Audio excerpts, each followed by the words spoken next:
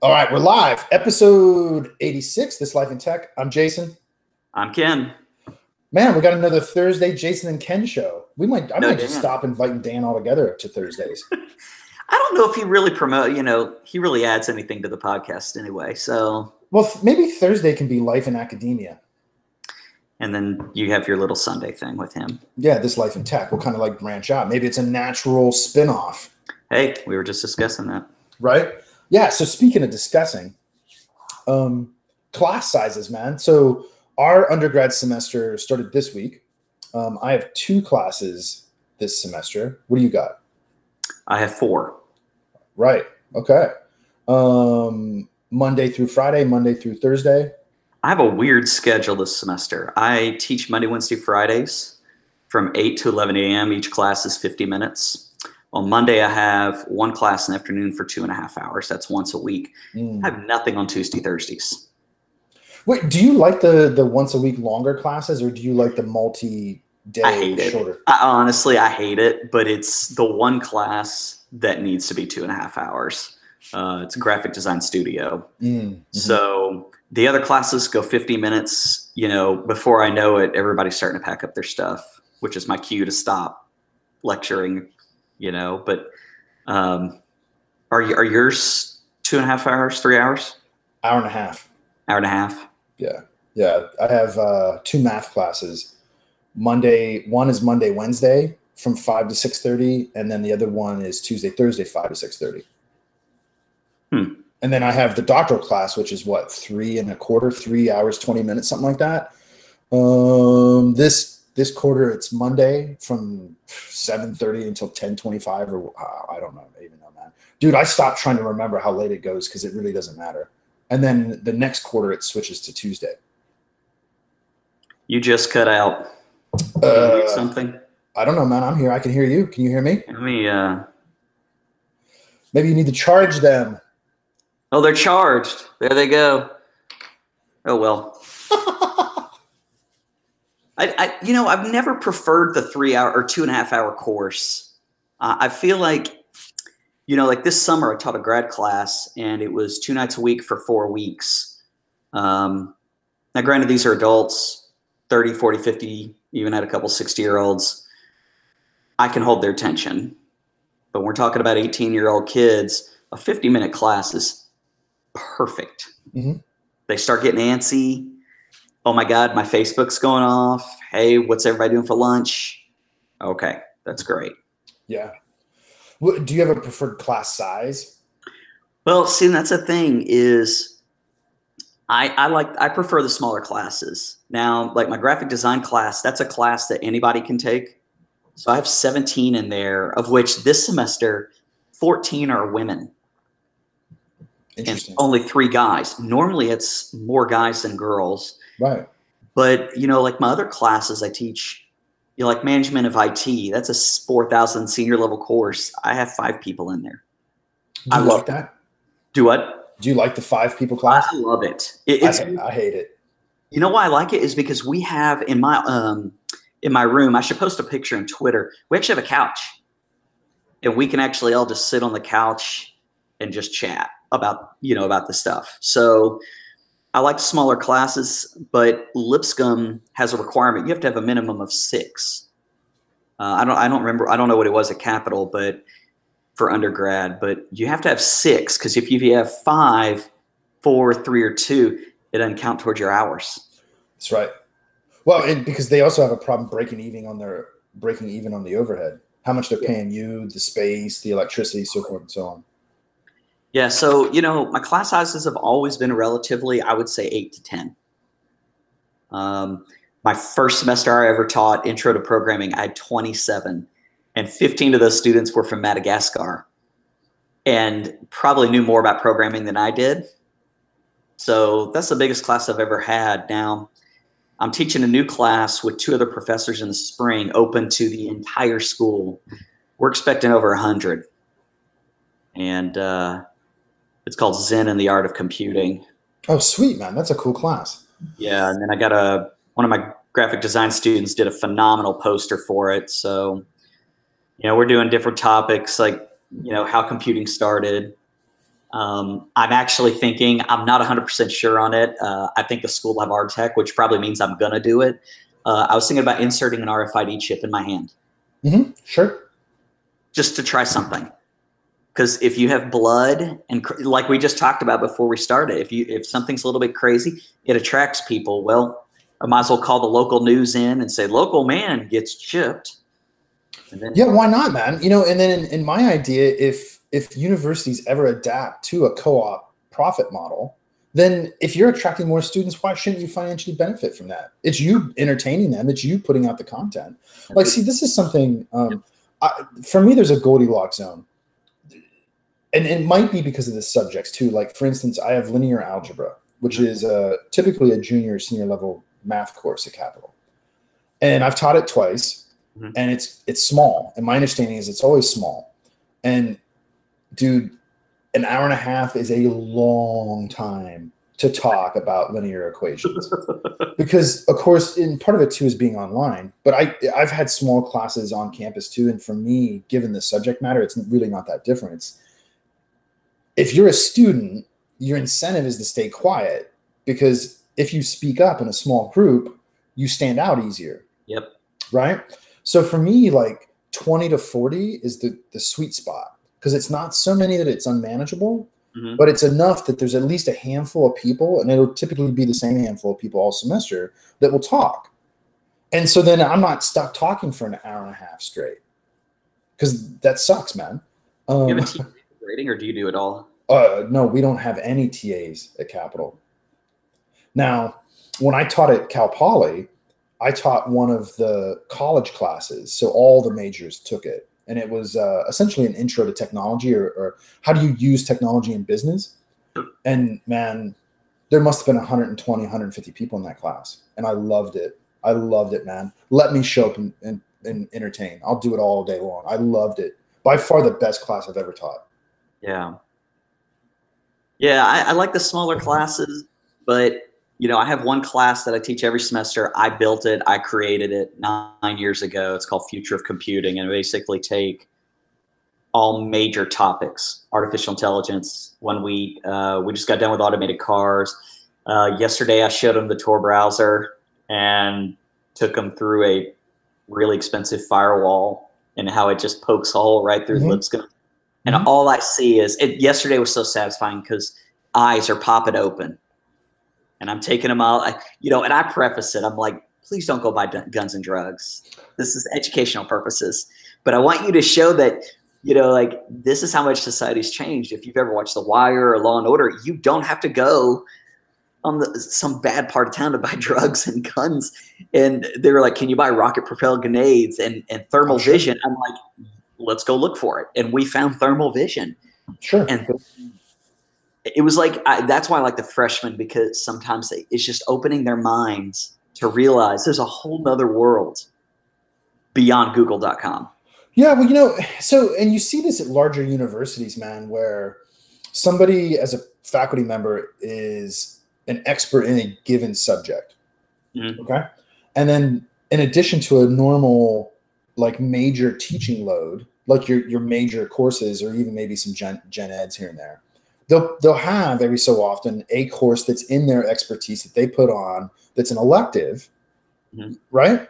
And man, I've been dying to do something like that. I've been trying to figure out how to get even like weekend seminars or lecture series, and invite people from other institutions to come and have like a debate about a topic. You know what I mean? Like, me and you could have a great debate on privacy, for instance, because I'm sure our views are quite different.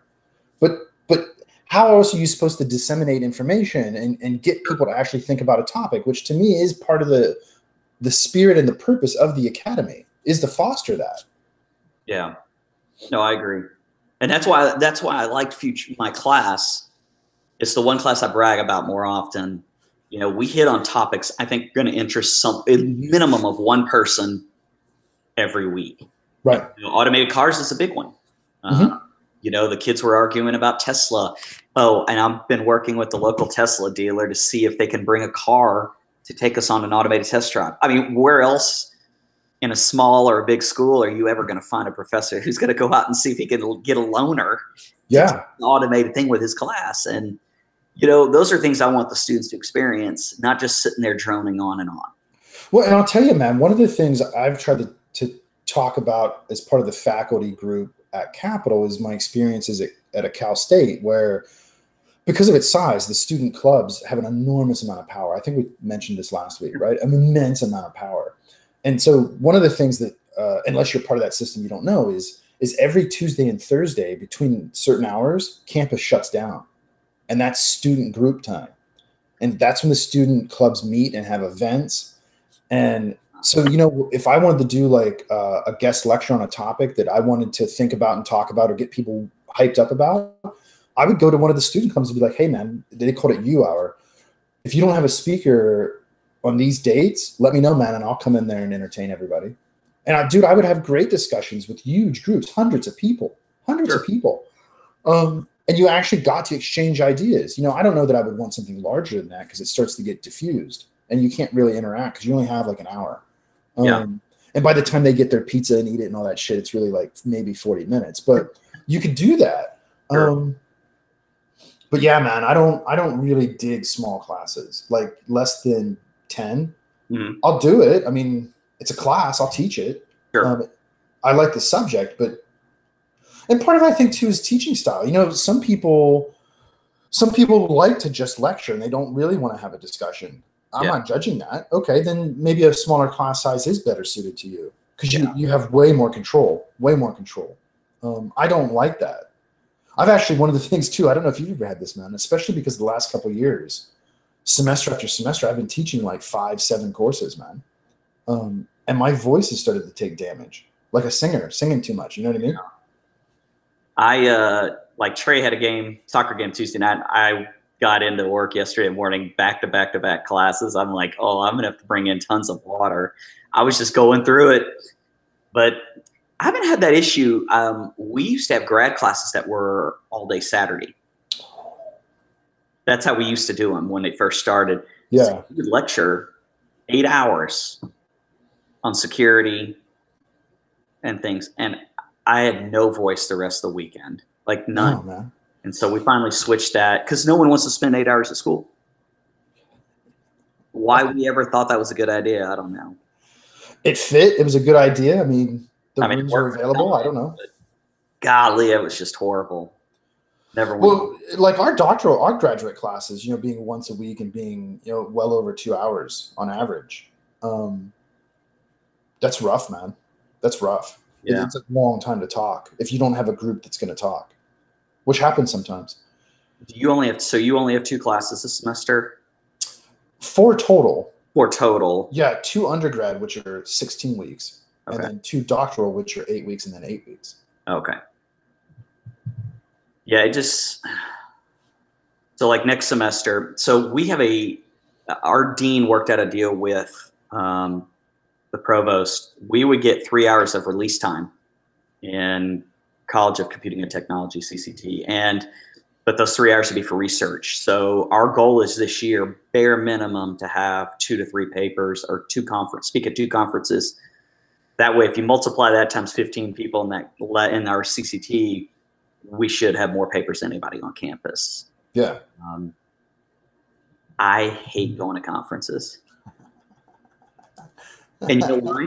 Because after going to Capital from Nashville to Baltimore on those weekends and then having to read and write all those weekends, I missed tons of Trey soccer games, 26 to be exact, over 5 years.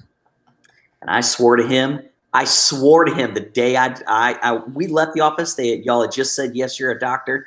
I looked at him and I said, I'll never miss another soccer game. So like take Friday, for example, we have game this week and we have a big game night up there. And of course I'm Mr. Gamer extrovert. They're like, Ken, you got to be there. I'm like, no, I can't be there. I am not missing my son's soccer. And, you know, so that release time that we're getting, you use wisely. Yeah. You're more productive. I'll be picking out a research assistant this week. I decided to no TA this year. I said I just grade my own paper. So like this quarter or this semester, I'll have 4 classes. Next semester, I'll only have 3. So I'll be better than this semester. Well, see, at this point, the only thing I grade by hand is the doctoral work. All my undergrad stuff, I have automated. See, that's the way the programming classes are. They have a little AI that grades them. Well, like we have Canvas. I don't know if you probably use Blackboard. I love it. Canvas is so much better. So I create all my homework as quiz modules. And I just let Canvas grade it based on my answer keys. Oh. Even my math classes, I do that way, man. Only problem is everything I do is case studies this semester. Well, that's my fault. I mean, well, no, it's not your fault. Canvas can do it. I've just found if you have like fill in the blank or essays, it's a little cumbersome for me. Yeah. Those I'd rather do by hand personally. But even with case study, you can do it, man. You just convert your analysis, like I would convert it to multiple choice. So much more like the standardized testing reading comprehension we took as kids.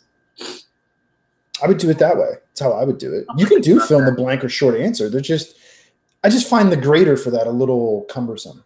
Yeah. I have to give that a whirl and see, because I mean, I'll get 30 papers due this week. Oh man, that's a load, dude. It is a load. And, the next week, management of IT, I mean, what am I going to give them? A multiple choice test? It's got to be, they got to learn how real world works. Sure.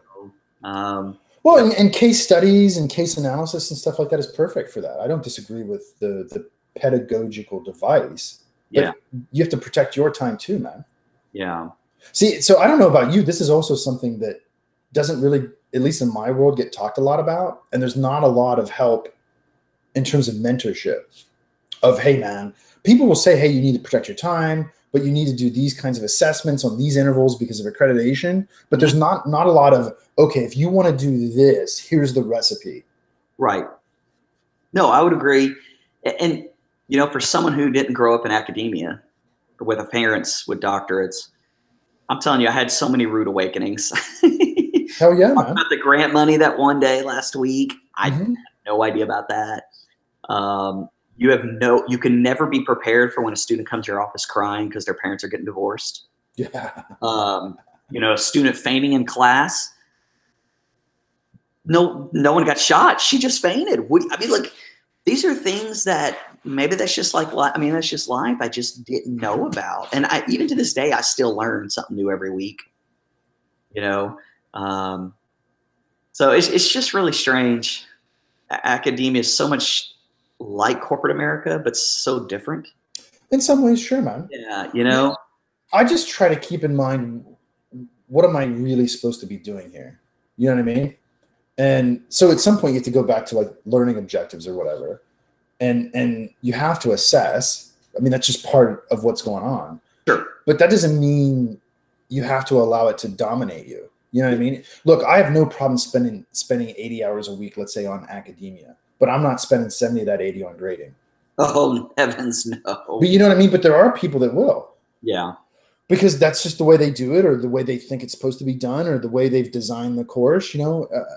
I don't set out to design it to do the minimum, but I certainly think about, okay, what's going to be the most efficient? Because if it's efficient for me, that usually means it's efficient for the students too. Like, okay, it's a little unorthodox to have multiple choice math questions, right? Sure. It's a little unorthodox. Here's the nice thing, because I didn't start doing it this way. The nice thing about it, because it's efficient for me doing it all on Canvas, even though it's multiple choice, is the students get their feedback immediately. They don't have to wait on me to grade. Sure. You know what I mean? They're not waiting a week after the fact that we've covered a topic to find out how they did on that topic. Sure. So they can come into the next class and be like, hey, man, I didn't understand this. And I've found that actually works quite well, even though it's a math homework or even an exam that is multiple choice. Yeah. I kind of going back to Canvas, I haven't yet got to explore it. I sent out the first homework assignments, posted them in Canvas. Blackboard days, you would put it in the files. Now there's an assignment button. I didn't notice it. I put it in files. Students are emailing me all weekend, Labor Day, like, where's the assignment? You said we only have so many days. And I'm like, dude, it's in there. Yeah. Go look in there, and they're like, it's not under assignment. I'm like, it's in files. And So there's some weird things about the workflow in quirky. Canvas. Yeah. Yeah. Like I built a shell, like for this one of the math classes I teach. I teach it every semester, 3 semesters a year. I really enjoy it. It's one of my favorite classes to teach, discrete mathematics. And dude, I ain't rebuilding all that shit by hand every semester. I use the course copy. Now, of course, there's a little quirk. Which was not. There's a little quirk with it because the adjustment of the dates doesn't always work correctly. Oh no! But if you don't put dates on it, students panic. So there's little quirks to it, but man, just that. Talk about shells. One for fall, one for spring. Mm-hmm. Interesting. Yeah, there's all kinds of little ways you can figure out how to maximize your efficiency. And that's what I think about when I'm doing the administrative part of it, is how do I minimize this so that my time is maximized either on the course itself, like lecturing, answering questions, so forth and so on. I'll tell you another thing I just did. Actually, I had a lot of fun doing it. I don't know what the students think yet, but in the doctoral class, there tends to be a lot of repetition in questions. Like, how do you do this? Why? So forth and so on. And the experience itself is very Socratic dialogue driven. So to reinforce that, this term, this quarter, I'm requiring people to submit at least 2 questions a week. And they have to be good questions. Like in terms of like the formal construction of a research question, it has to be very rigorous. Okay. No bullshit questions. Use APA. Yeah, man. I mean, it's because it's also practice writing good formal research statements. Anyway, and then I'm like, okay, so I'm gonna have to grade all these. I'm gonna have to give feedback on this. This is just, I'm creating extra work for myself. And I follow somebody on Twitter, and about a year ago, they had made a statement that they only respond to questions with short videos, and then they post them into their LMS so everybody can see it. And so I've been thinking about like how to do that. So I tried it. And listen, man, I picked like the top 5, top 6 questions from the week, okay? And I queued them up in a file, and I just thought about them for a few minutes, literally a few minutes. And then I made 6 videos that were, somewhere around 5 minutes each.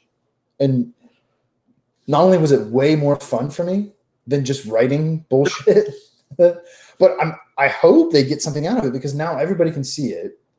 It doesn't take a... What's that? Did you post it in Canvas? Yeah. Mm-hmm. Can't you see the downloads? I can. Yeah, you can see who watched them for how long and downloads and whatnot. That's a fantastic idea with the questions, because like have my class in future. I can tell everybody's into it. Nobody's on open their laptops. Heck, this is the first semester people have been taking notes on pen and paper.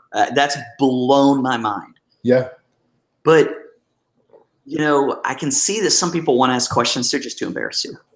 First of all, you really should get over that, but you're an adult now. But making them ask 2 questions and then I answer them in class might not be a bad idea. Mm-hmm. And it's part of their grade for me. I mean, because here's the thing too, we're not really supposed to like give points for attendance and participation anymore, or it can only be a certain percentage of the total grade, which it's such a small percentage. Why even incur the burden of it?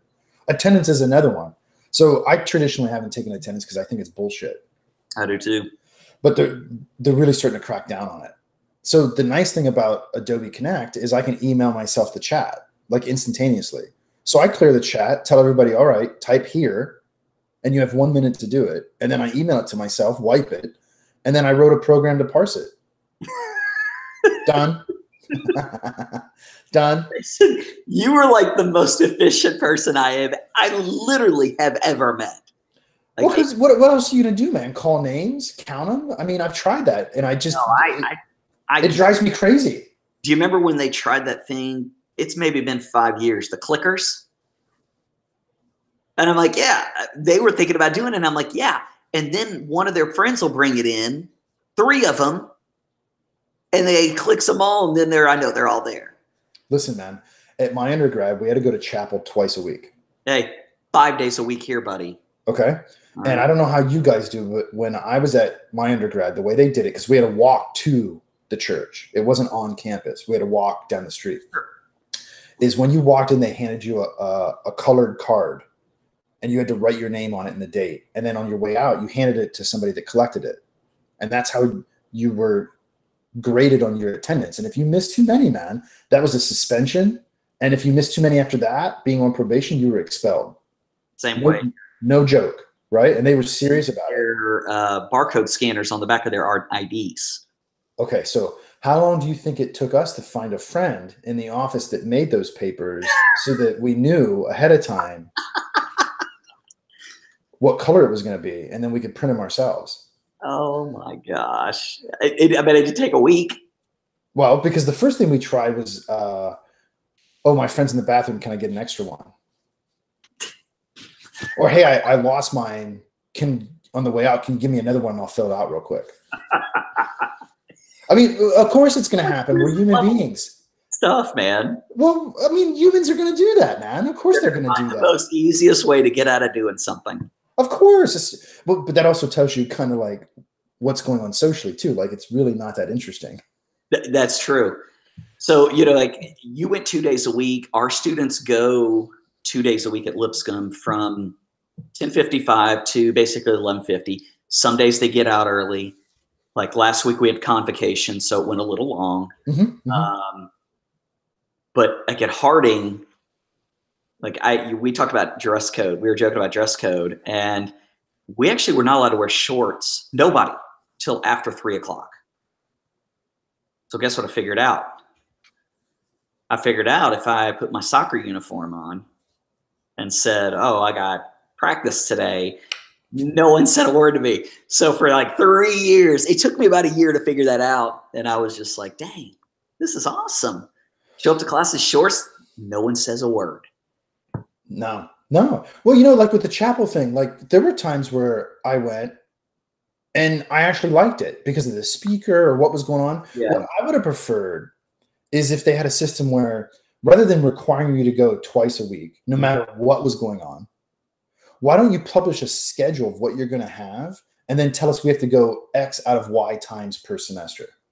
I agree. And then give me the agency to choose. And then you're also empowering me to become an adult and figure out how to make decisions. And then you can count me on that when I screw up, because I probably will. Yeah. To me, that's a much better system, especially for a university. But of course, dude, there was all kinds of tricks we had. And my group wasn't the only one doing it either. Yeah, mine wouldn't either. I mean, let's be honest. So was it mandatory for you guys to go too? Oh, dude, yeah. If you missed too many per semester, you went on probation. Yeah. If you missed too many in the next semester after that, you got suspended. If you missed too many after that, you were expelled. And I knew people that got expelled because they just couldn't get it together. I mean, to kind of counteract just everybody meet in Allen Arena, which is where it's the only place that fits for 3,000 students. We do breakout chapels. However, the school's kind of strict on that. So just CCT will do a breakout chapel for the CCT students. And, we'll try to integrate like a video game with some Bible verse or something, find some game that had some kind of meaning behind it other than violence and beheadings, and then relate that with the Bible. See, I like that. Yeah. Right. And I realize not everybody's Christian, not everybody follows my religion, but our school has grown. I have several atheists. Our Muslim group has gotten bigger. I have no problem with that. Come in and share your experiences, because that's the whole point of college, right? And I think sometimes, and trust me, I'm not speaking about Lipscomb, but I think sometimes in school we try to be so rigid we forget what college is about. Hey, you got to go to chapel Tuesday, Thursdays every week until you get so many credits. Well, let's try to make it a little more interesting than just showing up. Like last week, I'm not a big fan of Christian music itself, but they had Michael W. Smith. If you remember him from the 80s, he was a huge Christian singer.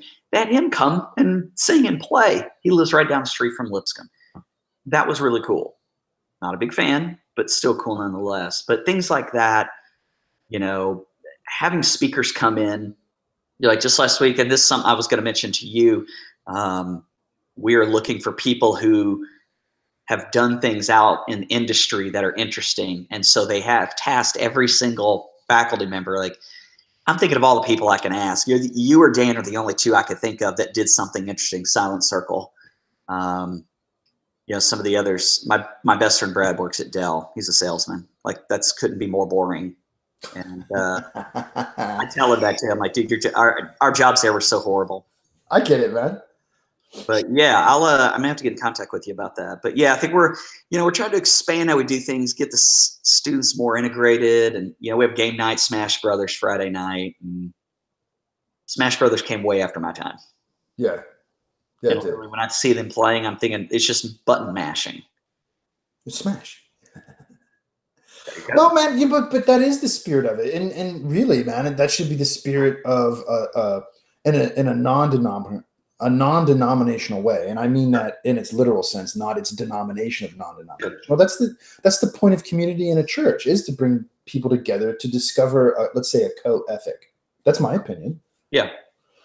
And part of that is, how do you go from 17, 18, 19, and I say this all the time, your world's like this big. I don't expect any more, because it is. You don't know anything because you haven't done anything. And how do we take you and get you geared up so that you can go out into the world and actually do something? Yeah. I mean, to me, that's the spirit of the academy. And, I don't know about your college, but where I went to Harding, it was a bubble. It's so, when I got out of school, I mean, you got to remember, we're still looking at like the LGBT thing. That's a non-discussion back in the 90s at my college.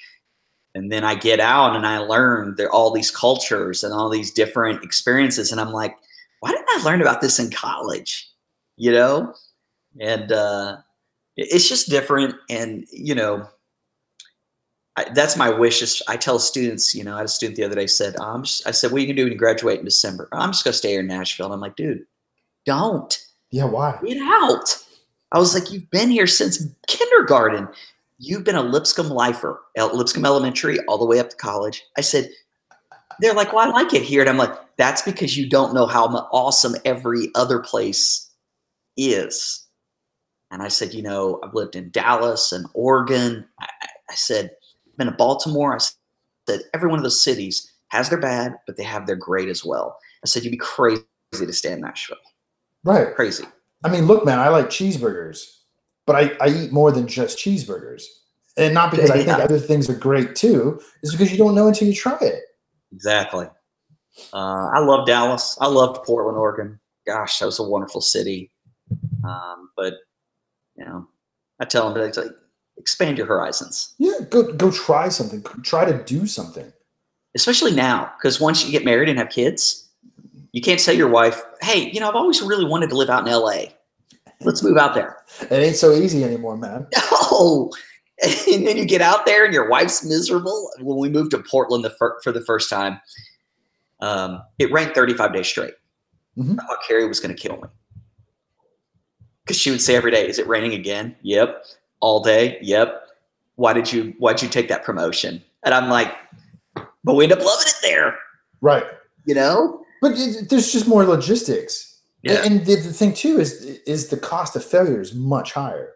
Yeah. When you're 18 to 22, your cost of failure is basically zero. What's the worst case scenario? You go back and live with your parents? Well, you just did. Yep. I mean, and you don't have anything, so you have nothing really to lose. Why wouldn't you go out and adventure? It's going to be scary. It's going to be hard. You're going to have problems. Bad things are going to happen. Absolutely. But are you going to sit where you're comfortable and wait for the bad things to come to you, or are you going to go out and attack it? And I, dude, as soon as I could, I left, man. I could not wait. Well, I could not wait. You've now officially lived on both coasts. Multiple times, yeah. Yeah.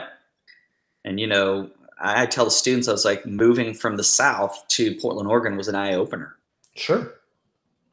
I was like, bikes have more rights than anything else on the road. People walk around naked all the time. They love doobies up there. I mean, it's just in the South, that's not what I was raised around. So, I tell them that. I was like, you don't have to try those experiences, but it's good to be around out of your own Southern charmed Bible life, to learn that there's other cultures out there.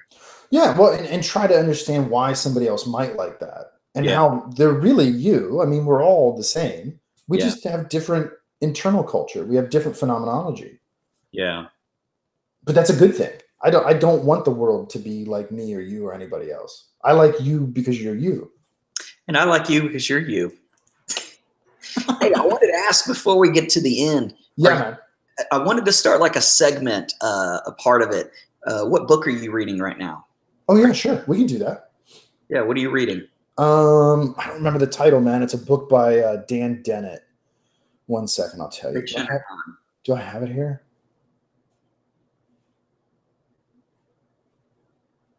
I'm reading this phenomenal book called The Power of Habit Oh, gotcha. by Peter Doig. It is phenomenal. I got to look this up because I'm gonna get it confused because I've read a number of Dan Dennett's books. Dan Dennett's a philosopher. Oh, okay. I've been working for a while now on we've talked about it. You've heard me talk about it before, the whole synthetic intelligence thing. Yeah. And Dan Dennett has some interesting views on free will and consciousness. No, we don't have free will. You know that. We don't? I'm just firing you up. I've been reading all those things you put on Twitter. I may be your only reader, but nonetheless, I am reading them. I don't know that we do, but I'd be interested in talking about it because for me, I like talking about it so that I can try to work out my own thinking.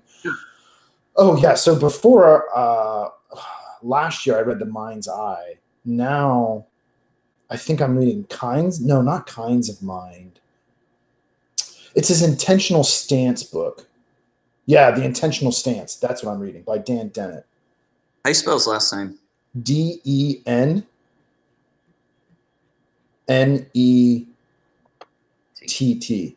Oh, okay. 2 N's, 2 T's. Okay. Yeah, he teaches at So it's like philosophy stuff. Oh, he's a philosopher, yeah. I love that stuff. Yeah.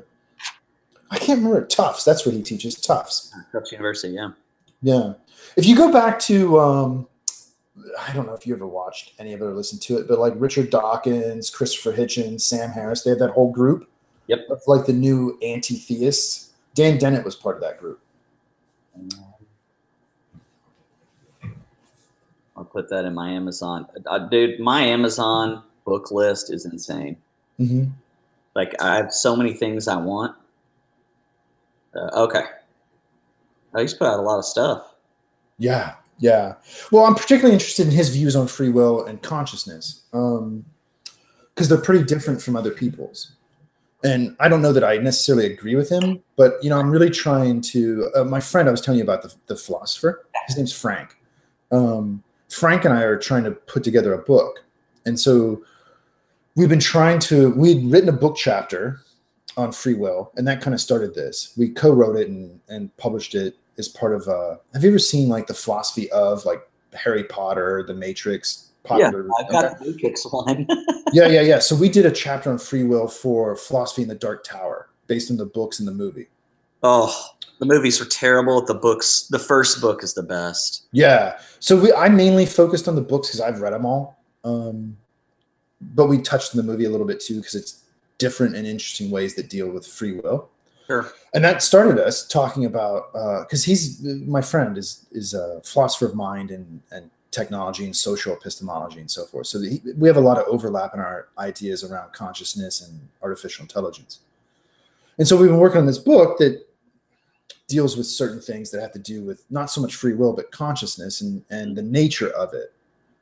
So that's why I've been reading a lot of like Dan Dennett and another dude named Chalmers and John Searle and shit like that.